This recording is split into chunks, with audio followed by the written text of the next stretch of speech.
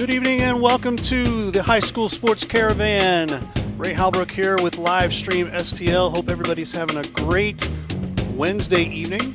Appreciate everybody jumping on the different outlets here that we've got going on here. And we're live from the Sketch Pad. We're out here in Baldwin, Missouri. And I've got my good friend Jim. He's been bouncing around all over the place. And Jim? Let's see. My car now knows how to get to Columbia on autopilot while I can sleep for 2 hours going down 70 because I've been to Columbia for 3 weeks. And, yeah, it's been great. It's been a lot of fun. Saw some great football championship action. And then this past weekend, the Norm Stewart Classic, which, it's such a great thing that the Missouri Basketball Coaches Association and Coach Stewart put together.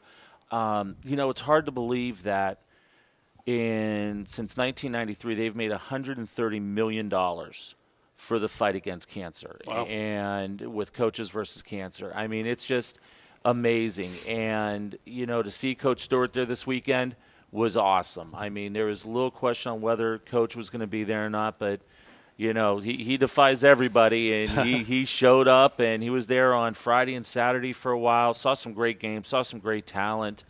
So it was a lot of fun, but now it's time to settle back in at home for a couple months and until the Winter Sports Championships and talk some basketball and get to see some of the local kids, as we love to do. We love to really show what the kids can do and all that fun stuff. So it's good to be here at Sketchpad, and I'm excited. This is a great place. Yeah, right? My gosh, yeah, it's right? awesome in here. Very cool.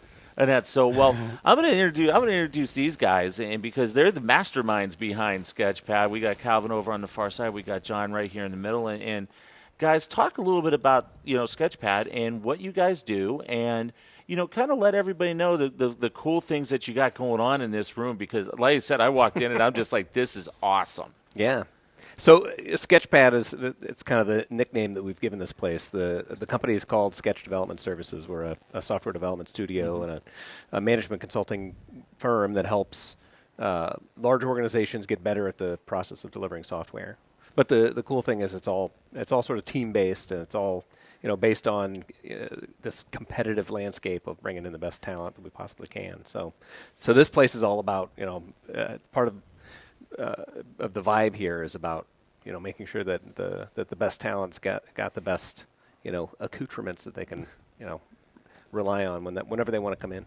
No doubt. And how big and the technology space, especially here in St. Louis, has just gotten so big. You look at what's going on in the Central West End with Cortex and those different places, and downtown with a lot of the startups and that. How big has the technology side here in the St. Louis area gotten over the last 5 years? Yeah, it's grown drastically, I would say, in the last couple of years. I've been with Sketch for about 5 years now, and coming from IT and being a developer myself at one point in time, I work with a lot of the larger enterprise-level companies in St. Louis and thought I had a pretty good grasp on how big St. Louis was from a technology perspective, but there are so many new companies popping up every day. And John and I with Sketch, we work with a lot with these startup companies, a lot of medium-sized companies. I just wasn't aware of them, but they're popping up all over the place.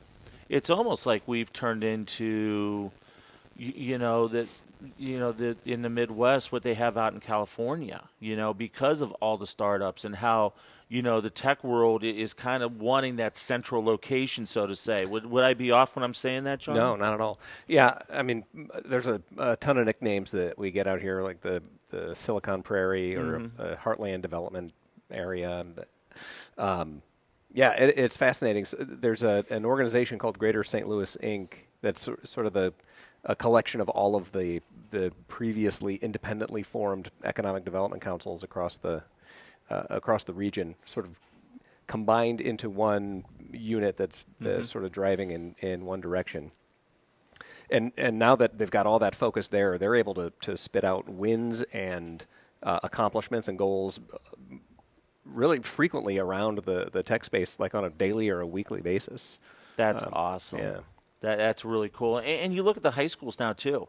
It's not just, history, and it's not just science. I mean, you look at the STEM space and how the kids have really taken to the IT side of it. And, I used to work at Maryville, how the cybersecurity, classes just absolutely blew up. And, it's really cool to see the kids just not sitting in front of a computer playing PlayStation or that kind of stuff. They're actually getting into the nuts and bolts, learning how to write programming and stuff like that. And I think that's been big. Oh, yeah. There's very few degrees, I think, in school now at this point that you're not learning to write some code.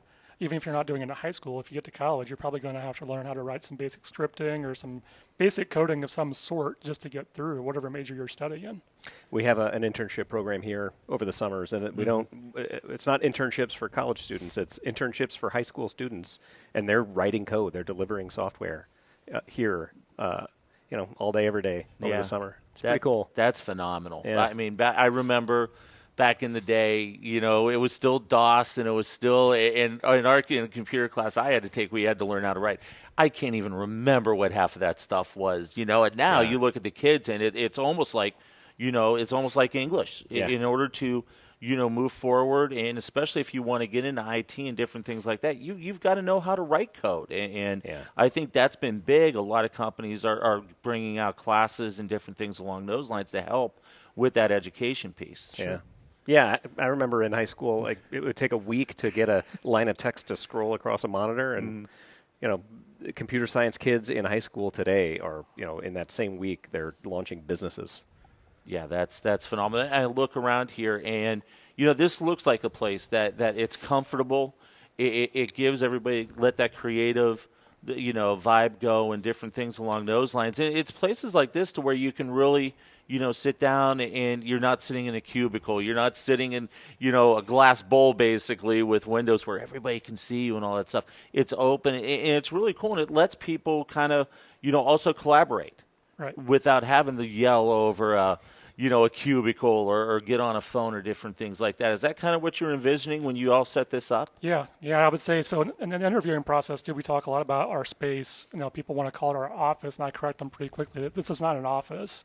It's a resource that people can use, our team can use as they need. During the pandemic, it was really important for people to get out of their apartment, out of their house, and have somewhere to go, just get a change of scenery for a while, and they enjoyed coming in. So I think we're starting to prove that out now after the pandemic's starting to lift a little bit. People, our team especially, is really looking to come back and get out of the house again, get back together and collaborate, like you said. I was just going to ask you guys, how did COVID, I know how it's affected a lot of businesses and different things. How did COVID, and now that we're kind of seeing the light at the end of the tunnel a little bit and people are getting back out and going back to their offices and stuff like that, how did COVID affect what you guys do, and especially the development side when it comes to programming and stuff like that?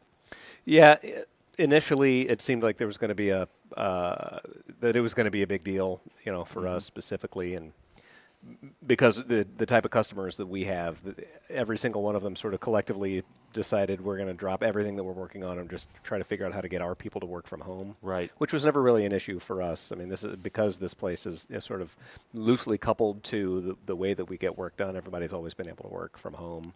Hasn't been an issue for us in terms of our ability to deliver. But after that little period of all of our customers not knowing what to do themselves, once those conversations started back up, I wouldn't say specifically that it was because of the pandemic, but in spite of the pandemic, it's just been, steady growth. I was just going to say it had to have been, because I'm sure there were some companies looking for those different avenues, and I'll use Zoom as the perfect example. Nobody really knew what Zoom was until COVID. Yeah. And then all of a sudden, now everybody knows what Zoom is. I mean, I still use it when I do coaches interviews. In fact, for the state football championships, normally we do a phone call. This year we did it. Last year and this year we did everything via Zoom. Yeah. And you look at that, and I can only imagine that there were a lot of your businesses or a lot of companies that were looking to you guys saying, okay, help us out. How can we make this transition a little bit better for our employees? Yeah. Right. I think we also grew a lot just nationally during the pandemic too, because there wasn't really the same boundaries as far as where our talent pool could come from. And our clients were a little bit more receptive about our team being anywhere in the country. And that allowed us to kind of expand and improve our skill set across the entire team. But they're also doing the same thing. Now they're realizing on the back end of this, they've hired people outside of town, and they're trying to figure out how to get everybody to come back. And now they've got a different talent pool than they had before. So there's just a lot of struggles people are still sorting their way through that we're helping them with.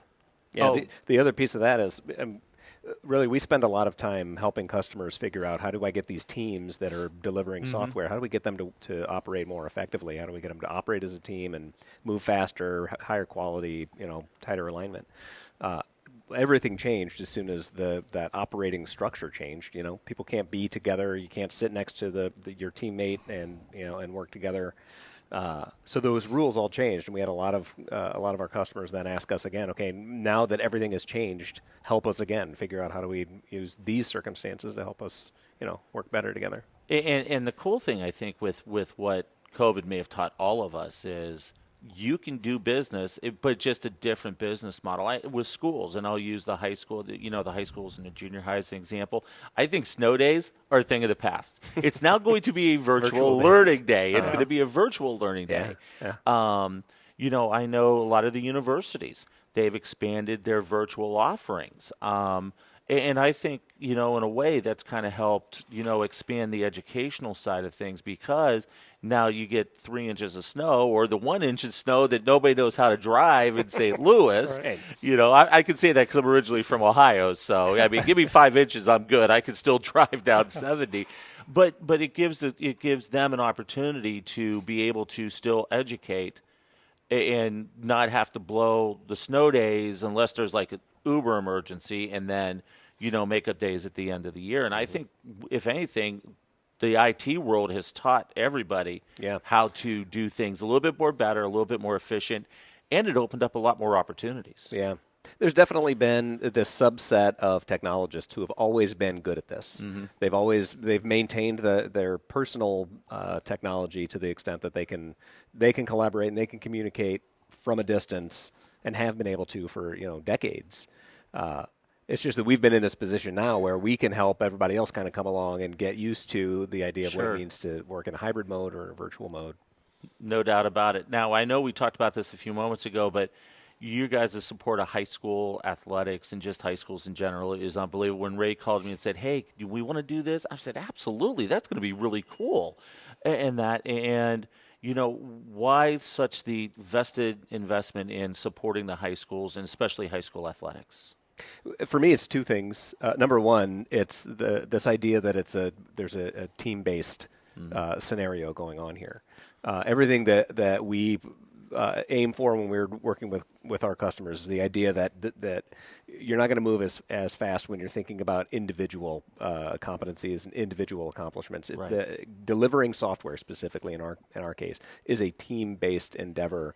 And there's a lot that we can still learn by watching high school basketball teams, win, and I think vice versa. But the other element of it too is just the idea that the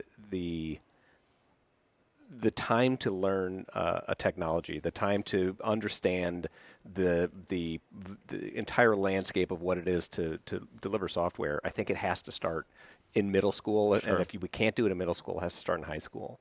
For too many people, it's that education starts way too late. We look for ways constantly to start that conversation with the kids that are interested in this. They know they're interested in it. We want to talk to them as soon as they've discovered that interest. No doubt. Yeah, I would add to that too, just the hiring perspective. Kids that come out of high school having played a sport, a team sport or something like that too, it seems like they really, really understand the idea of the team concept. It's been ingrained in them early in their life, obviously, so they fit in really well here. We also kind of have a subculture here with our team internally. Everybody's got kids that are involved in sports, so we've got some pretty successful, young athletes that their parents work for us too. So it's been something that's kind of ingrained into our culture here at Sketch. Yeah, you talk about the vibe of this place. Anything that's that catches your eye around here was probably designed and created by Chris Little, one of the folks that works here. He played minor league ball. His son is at Vanderbilt pitching. Yep. It's just kind of all over the place. The link between performance on the field and performance in the workplace is pretty tight around here. That's awesome. If people are interested in your guys' services, how can they get in touch with you? How can they inquire, set up a meeting, and kind of see a little bit more what you guys do and how you can possibly help them out? Our website's always a go-to place. So sketchdev, D-E-V as in Victor.io is the best place to go. And you can reach us through that. There's lots of forms you can fill out, questions you can answer. So there's lots of ways to contact us from there. Awesome. Well, I know we got a room full of young ladies back there that we're gonna. I don't know if we're gonna embarrass them a little bit, but we're gonna talk a little Lutheran South hoops with those guys here. But thank you so much for letting us have this. I hope this isn't the first time. I hope we can do this quite a few times here. This is an awesome place, and thank you guys for everything you do for high school sports. Well, thank you. You're welcome anytime. No problem. Calvin and John from Sketchpad here, and when we come back, Ray, we're going to talk some Lutheran South girls basketball. They've starting off with a great season so far, and we're going to talk to some of the young ladies. Then in our last segment, we're going to bring in Ben Elick and talk a little bit about what we've seen throughout the year so far. It's been early. You know, we're only 3-4 weeks in, I think, now, but there have been a lot of great teams, a lot of great performances so far. The Viz tournament's coming up. We're going to talk about that. We're going to talk about the Lutheran South tournament as well, and some different things along those lines. So we got a jam-packed hour here, but we're going to go ahead and step aside and take our first break of the hour. You're watching the High School Sports Caravan.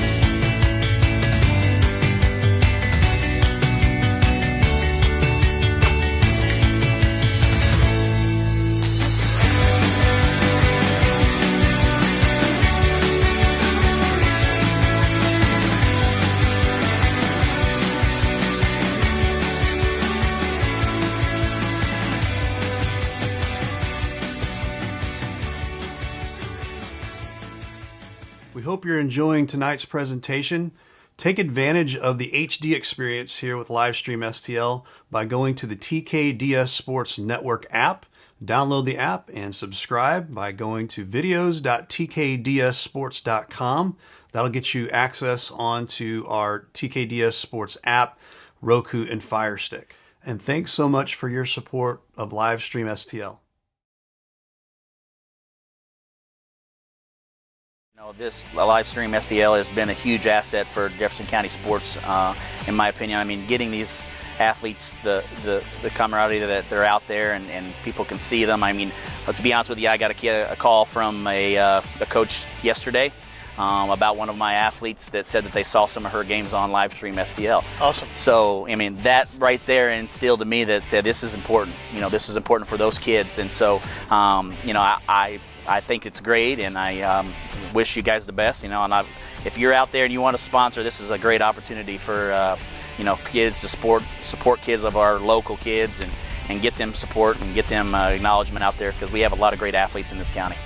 We appreciate that. And at the end of the day, our mission is much the same as your missions, coaches, to help shine a light on these kids.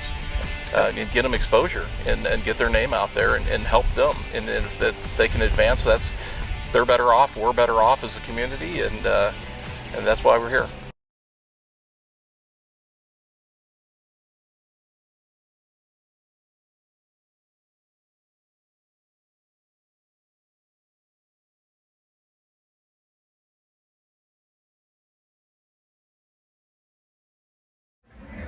Hey Dalen, check this out. It says right here, your father and I are second cousins.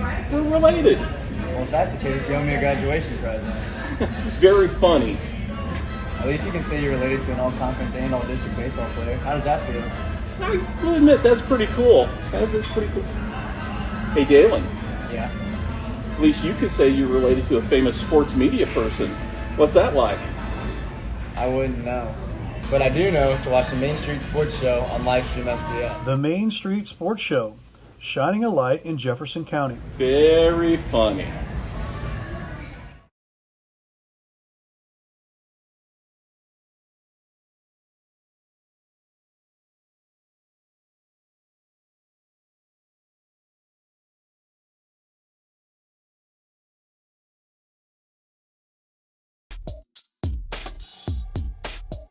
I do this for the love of the kids. I do it for the love of the coaches and the ADs because there's not enough high school coverage in the St. Louis area.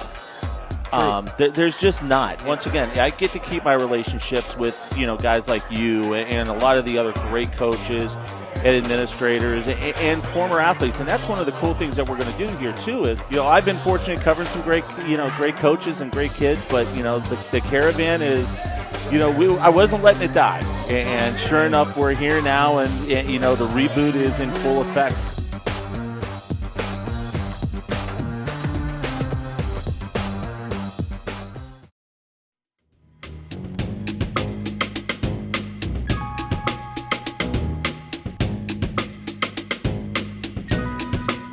Back for round 2 here of the High School Sports Caravan. Jim Powers has got a big group of folks behind him here, and I'll open up your microphone there, Jim.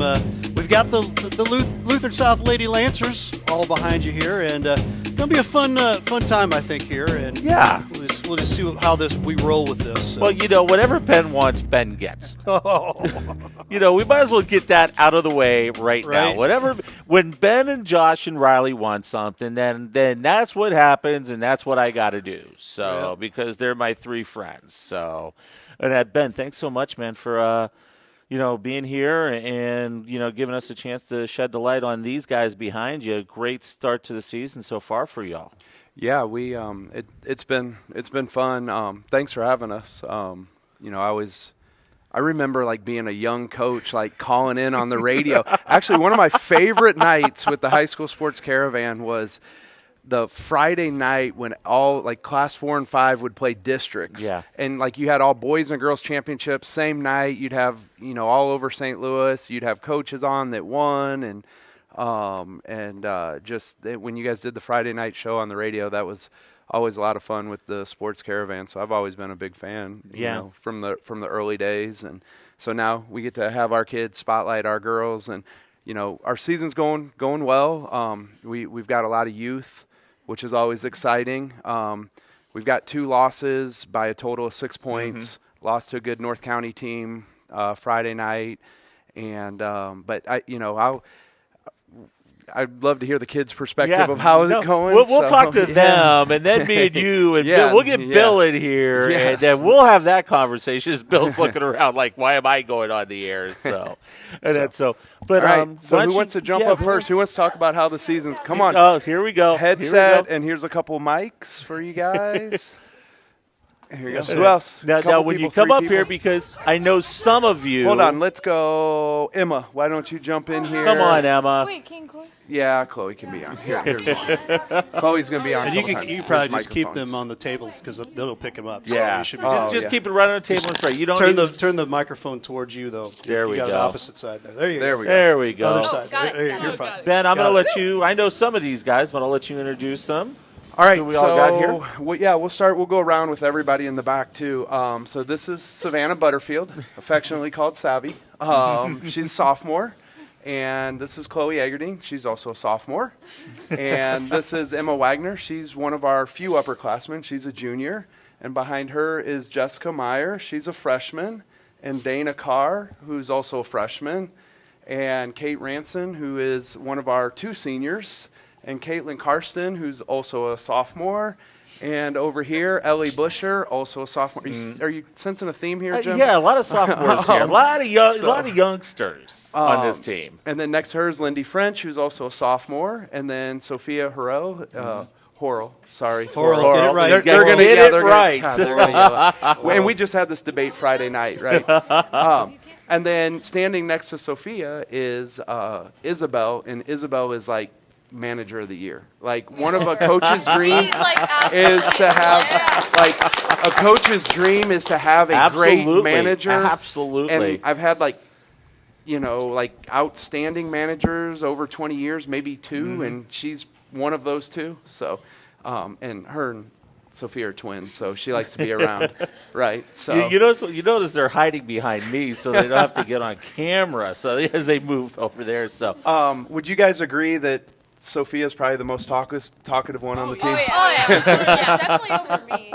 Yeah, me and Savvy are probably the quietest on the team, I'd say. We'll talk about the season, guys. I mean, obviously, it's been since I'll let him give me his thoughts later, but talk about the beginning of the year. A couple losses, close losses, and that, but a great start otherwise. Talk a little bit about that. We'll start here. Oh, well, I think that the season's going pretty good so far. I think that we have a strong team, a strong bench. We're very deep in our bench, so I think that whoever is in the game, we do good, and we can, go on some scoring streaks, which is good. So. Yeah, I think we all have a really close bond, and I think we all play really well as a team, and we're never out to help ourselves. We're trying to help the team, and that's always really important. And we also never give up. In those really close games, we never just gave it up when we could have just said it was done and lost by 20. Mm-hmm. I mean, they kind of just said it all. Well, you see, that's the bonus. Being the last person to answer that question is, I just say, yeah, whatever those two said, it's all good. I mean, even college kids say that when I do NCAA interviews. They're like, yeah, whatever he said, it's all good. Same thing. And we're in the middle of finals right now, so mentally it's a little challenging for them. We just played North County Friday night. We've got MICDS Friday night. And then it doesn't get any easier. We get to go on the road, which is going to be fun for us to get away and kind of hang out as a group. But we have St. Joe Benton, who's got everybody back from a Final Four. And they were really good last year. Yeah, they're waiting for us up in Trenton. And then we get St. Joe Lafayette, who's another good big school from the other side of the state. So the kids are definitely going to be battle tested. Oh, without a doubt. And our conference too, man. It's with Westminster and Burroughs and North and MICDS. You just don't get a break any night when you play. No doubt. How many of you guys played for Next Level? Have played together for Next Level? I mean, and that's where the bond is. And we'll let you guys chat, but we'll get a couple of you guys in here as well. How cool is it that you all were able to play together on your club team with Next Level, and now you're able to play together on the high school team? It makes it probably a little bit more comfortable with each other, so to say. Yeah, it does. Especially a lot of us have played in grade school together. I've been playing with some of them since kindergarten or 5th and 6th grade all the way up to now. So it's been a lot of fun growing together. Yeah, even though with some of them, we didn't go to the same school as them, but we played basketball with them, so it was kind of an already friendship that just got closer when we went into high school with each other. So Next Level was really nice to do that. Yeah, well, Savvy and Chloe and Caitlin, I played with them since, I don't even know, forever ago. And we experienced a lot of things together in grade school, and then I think when they got to high school it made it easier for them to connect with all the other seniors and everything, because we already had that kind of friendship. So let's pass those back there, and we'll get a couple of the others to chime in. For you guys back here, same question. How cool is it that you're able to take what you guys do in the off season and be able to stay together and play together now on the high school side? Well, it's very helpful since most of us outside of basketball, we're all pretty good friends. We all still talk to each other, so that helps a lot.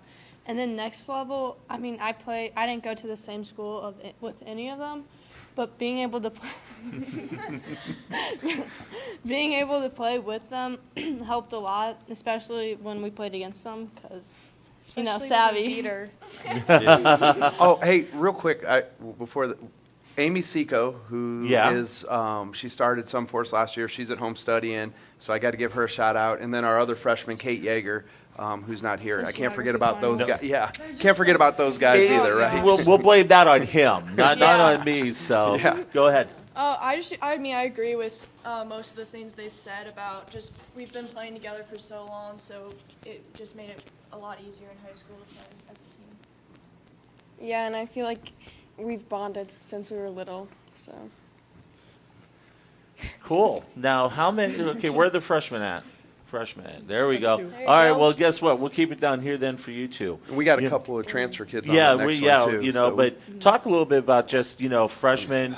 Obviously, okay, Next Level, but now playing against great competition, great conference, and really learning the system, the ins and outs, and all that stuff. How has that gone for you guys as freshmen so far?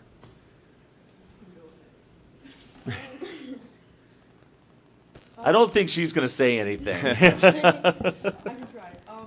It's just been really an easy transition selfish, and everyone on the team has just made it so easy to they just welcome us in and help us to get with the flow and stuff. So, Yeah. I agree with that. And so, yeah, like, so Dana and Lindy's got the other mic. Lindy came to us as a freshman. Yeah. She's a sophomore now. So she came from outside of our Lutheran grade school system, and which, like, surprises like Lindy as a coach, you're like, yes. So, I mean, she just brings a tenacity to the game, and she's a sponge. Like, anytime we ask her to try something, she tries to do it, and then she has success, and you're like jumping up and down cheering for it. And but yeah, Talk a little bit about that, just transferring in, and learning a whole new system basically and different things like that. And now being a sophomore, where they're looking up to you because you've already gone through this. Yeah, so coming from a different program, you definitely see the differences of what one school does and what different or better than the other school. And I think Lutheran South has a really great program of making it's just a really great environment all around, being able to sit together and watch other teams play, and bringing a different type of energy to practices where it makes it fun to play and be around everyone. And we're very skill-based, so some of the stuff that I probably wouldn't have learned at the other school, I was able to bring and really grow as a player and as a teammate. And then we've got Kate and Sophia came to us after, they transferred at other points in high school, and they've got pretty interesting stories too. Same questions for you guys. We'll start here. I'm going to make you talk. I know. Since you're hiding behind me. me. Yeah. Ray already put her on the spot and like grilled her down in Farmington. Yeah, I heard about that. So I'm not going to put you on the spot. Sorry. Kind of answer that question. Just transferring in and picking up a new way of doing things, so to say. It's overwhelming at times, but like everyone here has been really welcoming, and every time I learn something new, and everyone here just picks each other back up, and just a great environment. And I love the way we attack the game, and just every game is new and different, and practices are fun, so it makes you excited to play basketball. Cool.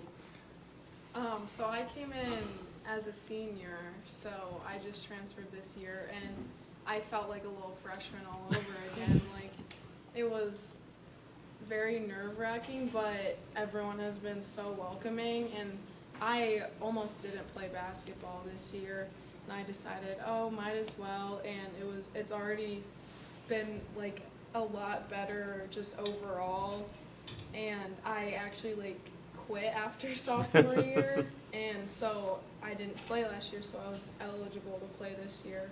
So it's just been really nice to get back into it because I miss basketball so much. Yeah, and it's cool talking with Kate because she's one who had this love. She played basketball growing up and then didn't play. Right. And so she's got that perspective of like, all right, I didn't do this, and now, it's taken away, and now I have it back.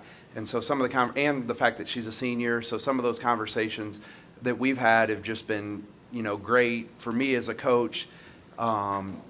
Being like as the microphone goes flying, just super pumped she decided to play. Like, if you watch our game, she's an energy player. It was funny. Friday night, I put her in the game. I said, hey, go make a play. And like immediately she gets a steal, and like we're going back on offense. And so yeah, just getting Kate's perspective on that of, like she said, I almost didn't play, and now I'm back. And so, like, for a coach, that's a win for me to have her have this experience that she can finish her high school career with. No doubt. Legacies. All right, who's parent? We got one right there. All right, talk. We'll start here since you haven't talked yet. Caitlin. How cool is it that you're able to play basketball at the same school that your parents did? It's really cool for me. So my dad played basketball at South. He graduated in 1995. And he's the second-time all-leading scorer at South, and he made all-state team on his senior year. So pretty cool. Yeah. Yeah, it's cool knowing that I played on the same court as my mom, and yeah, I don't know. No, that's totally cool. I mean, absolutely. Her older sister played too. Yeah. Right. Yeah. So. And who was the last one? Chloe. Chloe, yeah. Chloe's got all kinds of Yeah, I have a connections. lot. My dad played when he went to South. My mom went to South too, but my cousin who graduated in I think 2018, she played, and then my aunt also played when she was in high school. So yeah, it's been really cool. South has always just kind of been like my second home. And I was just going to say, you had no choice, No, did you? not really. Not even close to thinking about any place else. No, not really. But I didn't really have an issue with that because I had always known it. I have a brother a few years older than me, so I already knew the environment, and I knew that it was somewhere I wanted to be. So Awesome. And her cousin was actually a starter on our quarterfinal team. Okay, that's So, right. yeah. That's right. All right, last question, and doesn't matter who answers it. I know what the ultimate goal is, and that's a state championship that's playing down at JQH Arena in March. But, what are some of the goals that you guys have come up with for this year? Because the bar has been raised. I mean, you look at the teams from the last couple of years, the bar's definitely been raised. So what are some of the things you guys want to accomplish other than, everybody wants to get down to JQH and that, but what are some of the other things you guys want to do this year?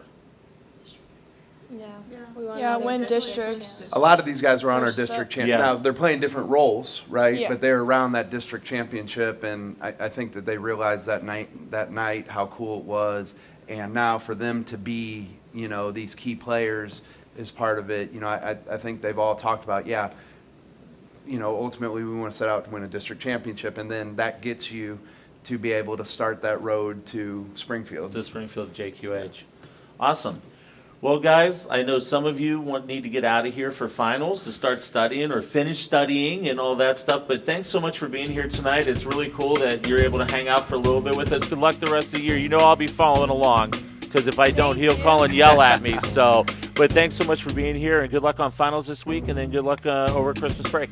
Thanks for having us. No problem. The ladies from Lutheran South join us, and now Ben's never at shyness for words, but there's also a guy sitting over there that also is not shy for words. So we'll have Ben stick around. We're going to get Bill Tolley, his assistant and longtime head coach around the area. We're going to kind of talk a little bit about what we've seen collectively thus far this season on the girls basketball side and a couple of the different tournaments and all that stuff. So we'll step aside. When we come back, we'll talk it over with these guys. You are watching the High School Sports Caravan right here on Livestream STL.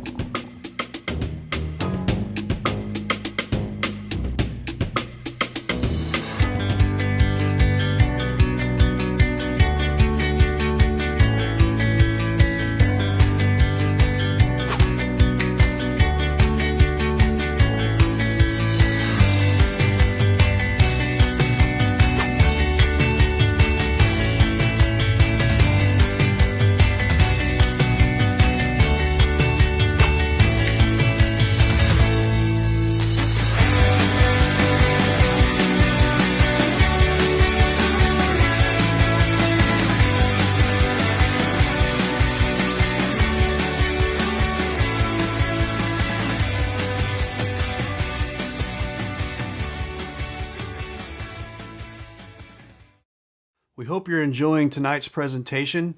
Take advantage of the HD experience here with Livestream STL by going to the TKDS Sports Network app. Download the app and subscribe by going to videos.tkdssports.com. That'll get you access onto our TKDS Sports app, Roku, and Fire Stick. And thanks so much for your support of Livestream STL.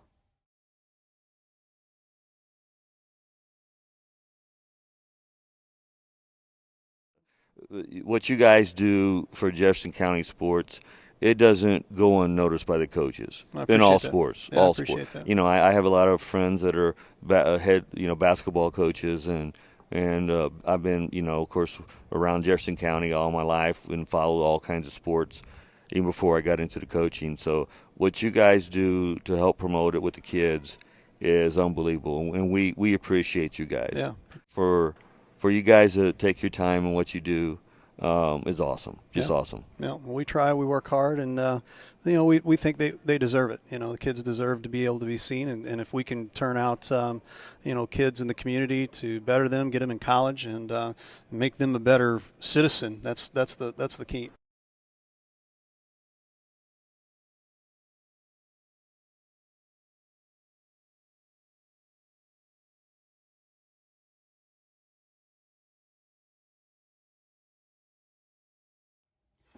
Value.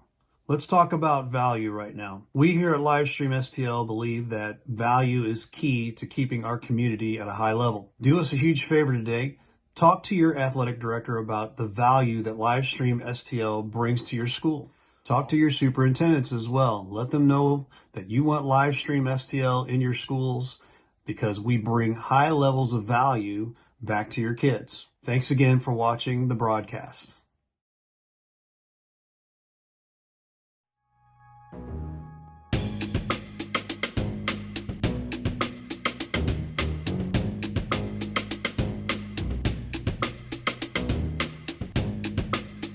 And we're back here for our final segment here of the High School Sports Caravan. Thanks for being with us and participating and watching and doing all those things on all of our different outlets tonight. We've got them on every outlet tonight, it seems like. And appreciate the folks here at the Sketchpad. Got a big wide shot up here. And I'll tell you what, man, it's a really cool place to be and really cool folks here to work with. And you get a chance to check them out.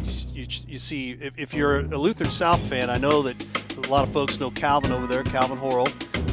Tell them thanks for having us out and being able to highlight the ladies tonight. So we'll turn it back over here to Jim. Jim, our final segment, and take it away, sir. Yeah, thank you. And once again, we want to thank Calvin for letting us come here, and hopefully this won't be the first time we're here. Hopefully we can make some regular appearances here and all that stuff because, once again, we've always talked about it, and Ben and Bill are here.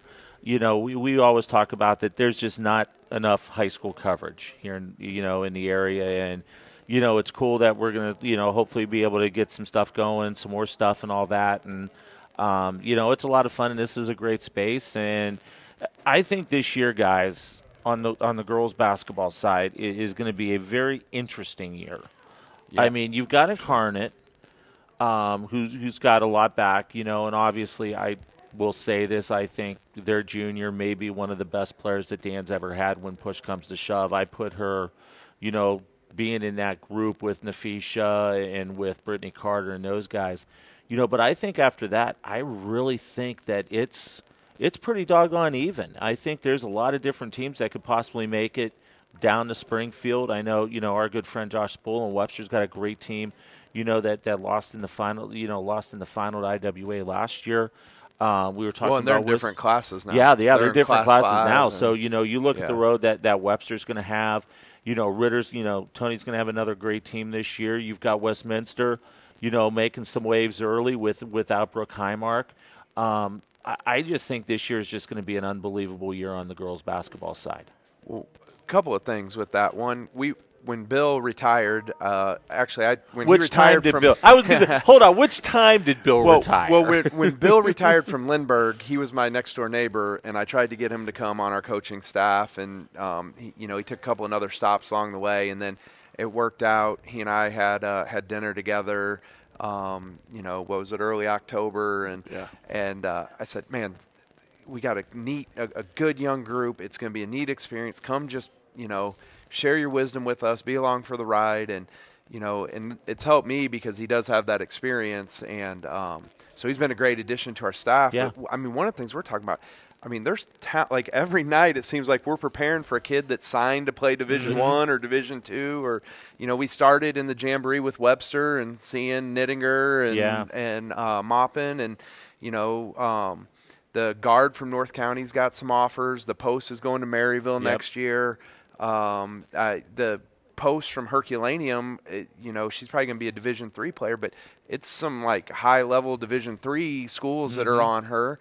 Then we get into our conference, like you said, Westminster, Burroughs, MICDS, Lutheran North.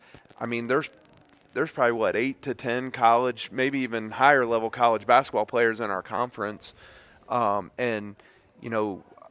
St. Charles West, Nicastro going to Slough. Nicastro. I'm so impressed. That kid makes her team so much better, and just watching her play.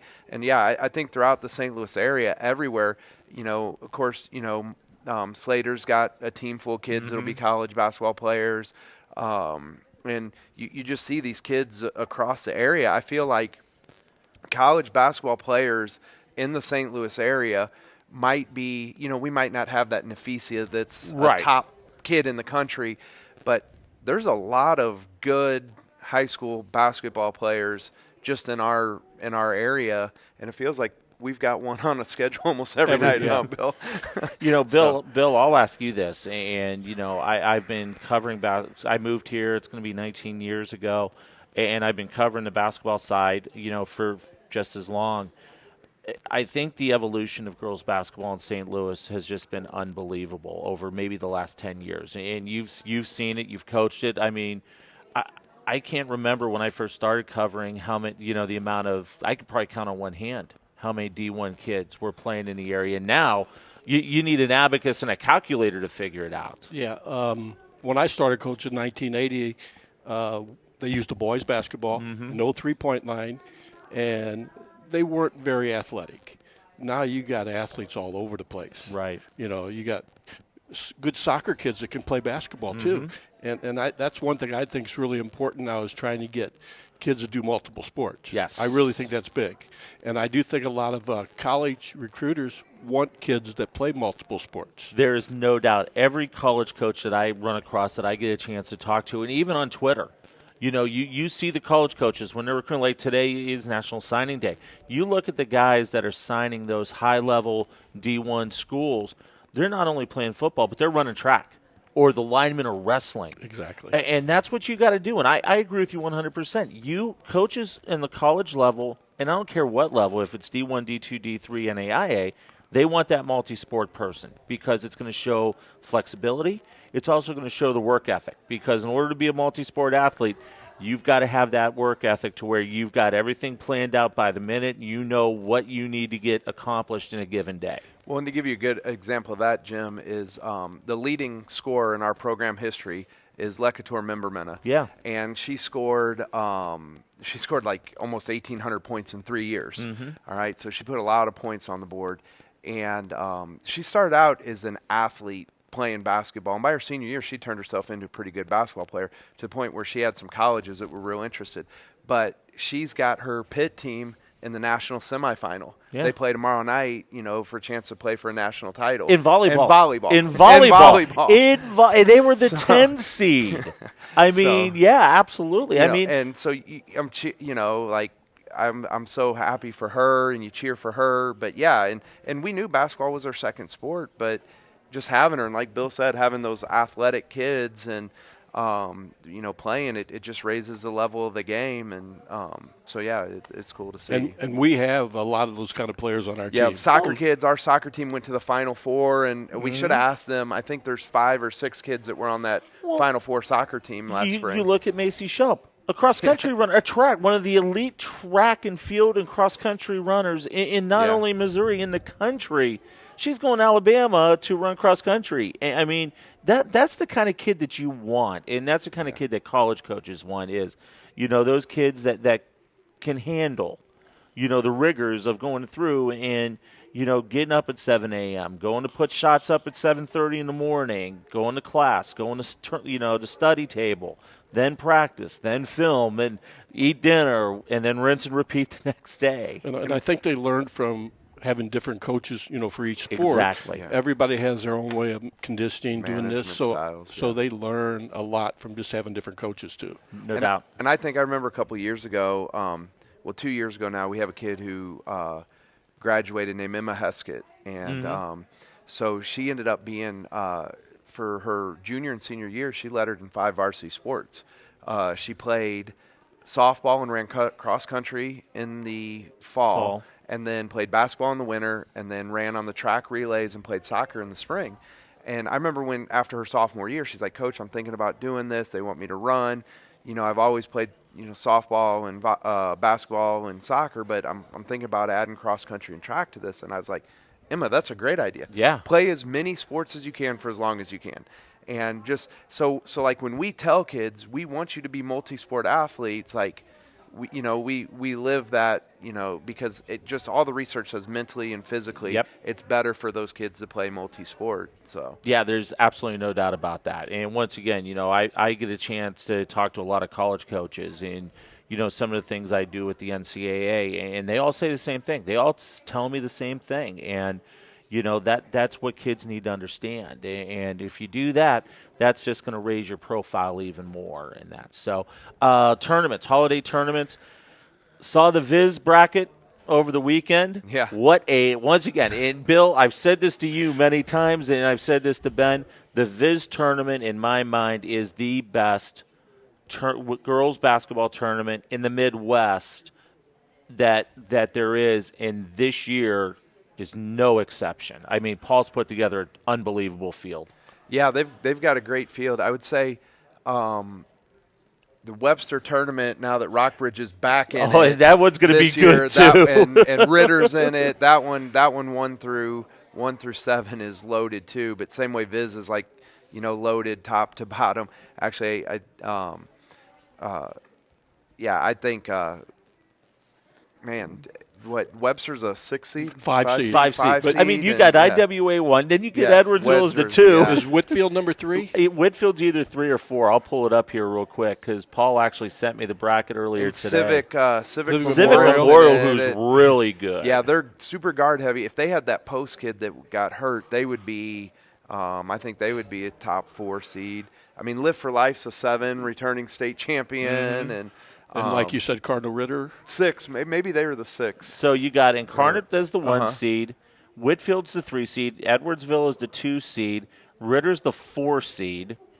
Then the 5 seed is Webster. And then Civic Memorial 6, Live for Life 7, and I think Burroughs is the 8 seed. Wow. And Marquette's 9. Yeah. And wasn't that game like a super high scoring, Yeah. like decided by one, because that was the 8-9 game last year, and it was super high scoring and came down to last possession. You talk about a Eureka team, and James has got a pretty doggone good bunch coming back. I mean, they lose a lot of scoring, in Hillier and in CJ's. They're balanced. Yeah, so but they're so balanced. balanced. Balanced. Yeah. And they're a 10 seed. And they just won the Troy tournament. Yeah, exactly. I mean, and that's what I said. I think this tournament, and then with Rockbridge coming back to the Webster tournament and loading that thing up once again. I mean, you look at these tournaments. I'll tell you what, I've seen the teams in your guys' tournament the first week of January. I mean, you've got some great teams in that between you guys, Washington, which, you know what, you never 600. You got a coach that's got 600 wins. You never count Dougie out. I mean, you just don't. Zumwalt West is in there. Zumwalt West is back in there. Union went to a Final Four last year. Herky's in there. I mean, I love it's how a good small school tournament with a couple of big schools mixed in. Is what we built. I just love how everybody, the smaller schools are playing up because that's helping their profile. You may not win, but it's going to give you and your kids an opportunity to see what you need to work on, but you're going to be battle-tested when districts come around, especially the way that some of the districts shook out this year. I mean, there's just some unbelievable districts this year, again, since the expansion to 6 classes. And it's just really, really interesting to see how some of those matchups, those inter-district matchups, because you're going to see a lot of inter-district matchups during the regular season in some of these tournaments. Yeah. And that's going to affect all the seeding and all that stuff. And I think the interesting thing was in Class 5 and 6, Mission went to 8 districts. So basically they eliminated the sectional round. And so what that did was it eliminated your 3 and 4 team districts, and now you have 7, 8 team districts. Even in our class, some teams Ursuline, who won a Class 5 district last year, is down with us. And, you look at all the Class 4 and 5. I mean, Class 5, it's Webster and Live for Life in that district that stick out to you, with Webster going to a championship game and Live for Life winning a Class 3 and, getting moved up. And, all around you see district champions and Final Four people in the same district. And, that day is kind of Christmas for me, looking at we wait for that day. Oh, absolutely. I do too. I mean, I love seeing that day. Yeah, I mean, I love seeing that because, I'm curious along with everybody else on where the districts are going to shake out and all that kind of stuff. And, that's the fun day of the year. And once again, I look at football. I mean, football this past year. You look at a Webb City team that got bumped up to Class 5 and win the whole doggone thing. You get a whole team that got bumped down from 6 to 5, played in the state championship. And if it wasn't for their quarterback getting hurt in the in the state semifinal, I think Holt has a chance to win. Yeah. You look at a Valley Catholic football team that got bumped from 1 to 3 and couldn't even make it out of their own district.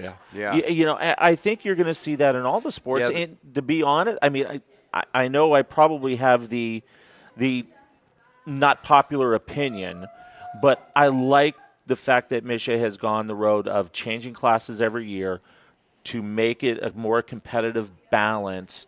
That way, you know, I remember the years where it was always, you know, Incarnate and St. Joe's in the same district. And that's when they had the loaded teams, and every year it was either one or the other. You know, it was either Danny getting his kids there or Julie and Bobby getting their kids there.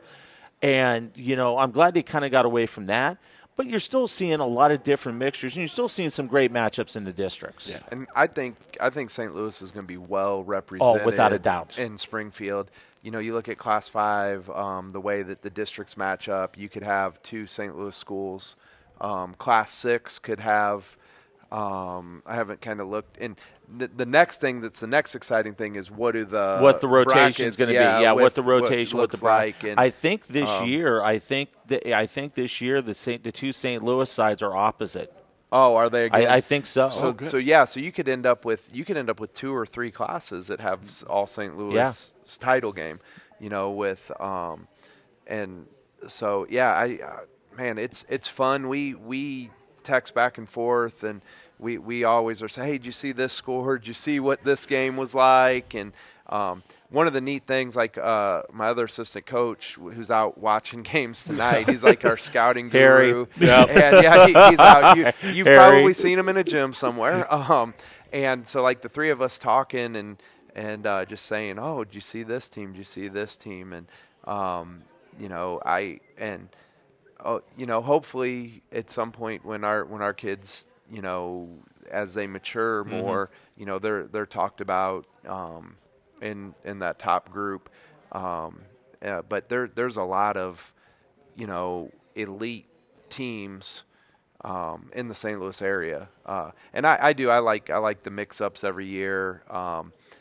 I think I like the championship factor more than I like the multiplier, which may be an unpopular opinion. I do think, which I don't know, I think that they should have championship factor for everybody, but have public schools only be able to go up 1 and have private schools to be unlimited. Right. And then set the scale so that you could go up and down however. You got to remember, though, we have come a long way since what it was. And, you know, I've always said that. I mean, I think we've come a long way in shaking, because I mean, football-wise, the only reason I bring that up is because that was the most glaring.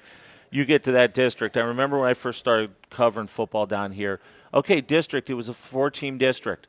You can get a 2-8 team that's going to make it into the bracket, into the sectional. I'm like, what in the world is this all about?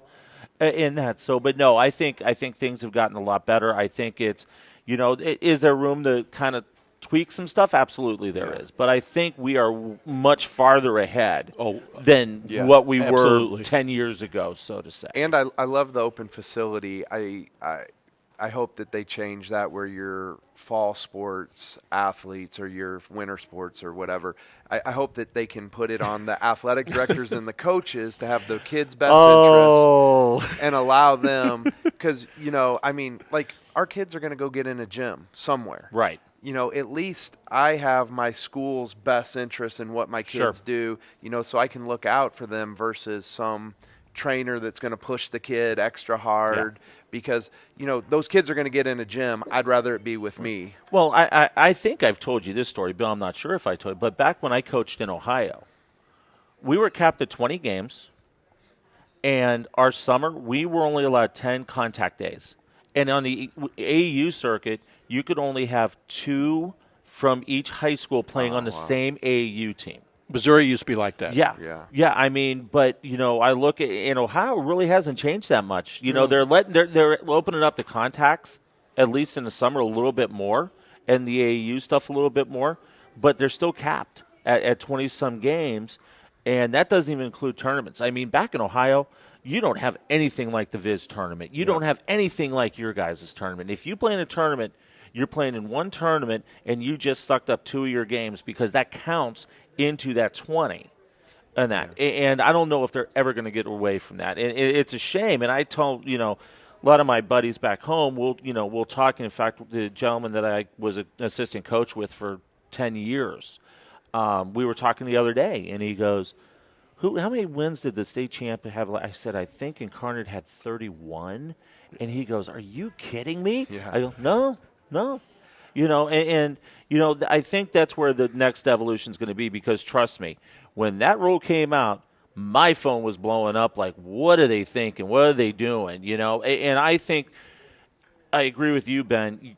The coaches have the best interest of the kids, and I'd rather the coaches be able to at least have their kids in the fall sports for 2 hours a week. Even if you cut the contact time down, at least you get them in the gym for a couple hours, and you're able to do stuff, and you're able to control that narrative that sometimes doesn't get controlled in the proper fashion. Well, and I know I'm biased, but, Mark Linneman's probably one of the best ADs Oh, around. without a doubt. And, I will agree with you 100%. And I know he would set up a plan with coaches and say, hey, how are we going to take care of kids and make sure kids aren't just run into the ground. And, one of the things that was most exciting, you're talking about games, is Misha getting rid of the tournaments, right? Yeah. And we ran into this last year. We had a COVID quarantine, and we couldn't play in a tournament, but we could only pick up 2 games, so we lost a game. And we had a kid who was moving up on our school scoring in Paulitz, and she missed out on a game because of that. And so I like the fact they say, all right, 26 games, doesn't matter if it's tournaments, if it's shootouts, if it's whatever, just play your 26 games. And I think that's a cool thing, because under the old way, if you only played in one tournament, you only played 23 games, you could be playing in districts against a team that played 26. Yeah. Like, that's 4 games. Like, that's a lot of experience. Oh, without a doubt. So, well, guys, we're a little past the top of the hour. We don't want to keep the great folks here at Sketchpad as long as we could sit here. Between the three of us, we can sit here and chat for another hour or so. But thanks so much for having me and you guys being here tonight. Thanks for letting us and highlighting our kids, right? Thanks for all you do. And Jim, like I said, I've been a fan of the high school sports caravan for a long time. You're just missing kicking me around on the basketball court since I can't officiate, this year because of my foot. Well, that's Bill's job now. That's Bill's job now. So.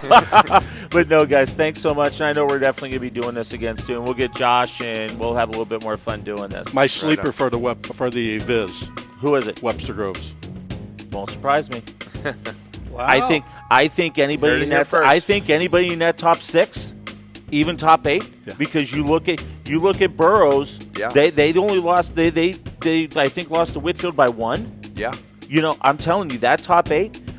You could take anybody out. Yeah. One more shout out. Yes. I'm just thank Ben for letting me be part of the staff. And this group of girls is unbelievably good. They work hard.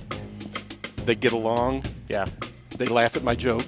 and that's they really that's the most important thing. And they're just a great group of kids, and I'm just proud to be there. And I'm just glad you're back on the sidelines. Well, thank because you. when you said that you were retiring, I really was hoping in the back of my mind that there was going to be a situation that you would come back, because me and you have always had a great relationship when I officiated and now on the media side and all that. So I'm glad to see you back on the sideline, buddy. And I just got to learn to keep a little quiet on the bench. And with that being said, so Ray, what a great time here. What a great facility. I hope we can do it again with Calvin and the great folks here. And we're definitely going to do a show in January. Just got to figure out logistics. Yep. I know I'm going to be out of town in the first week of January, but we'll try and figure something out for mid-January and get this thing rolling. Sounds great.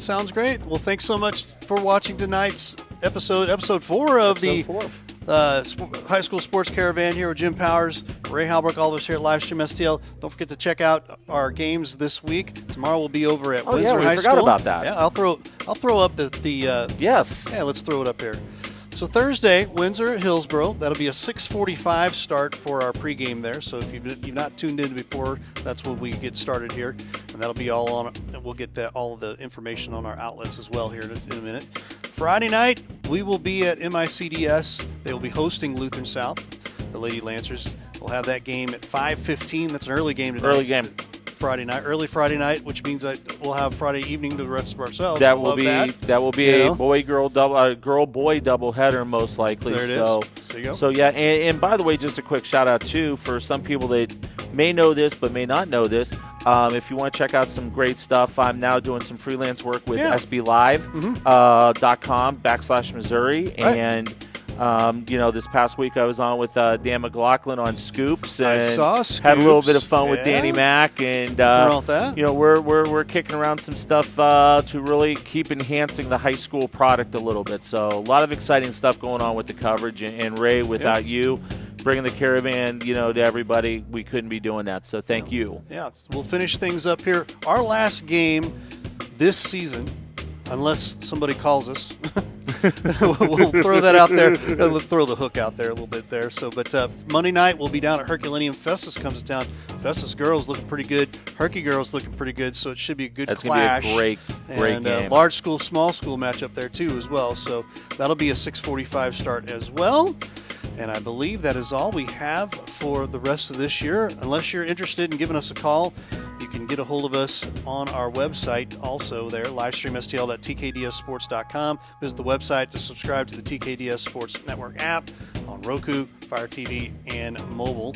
And if you're interested in getting a hold of us also for sponsorship, let me see if I can find my sponsorship real quick here. I know you can.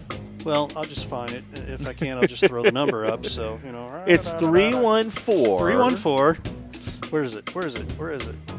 Oh, it's not here. Okay. 314-852-4398 or livestreamstl@outlook.com for all of us here at Livestream STL in the High School Sports Caravan.